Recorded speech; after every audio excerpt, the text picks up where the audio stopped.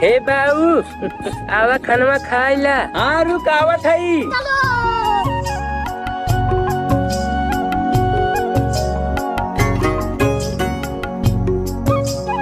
का ले आए चिथरू? दाल है हैं और भात है हैं और भरन मिर्ची चटनी है हैं। और चौड़ी की रोटी। अच्छा करे चिथरू घुघुरिया काहे ना लाए? तूने बाऊ मटरियम घून पड़ी है तब मारी जा पर। अच्छा हे बाऊ अपने ही कौन धान बैठत है? हाई ब्रेडवा बैठत रे।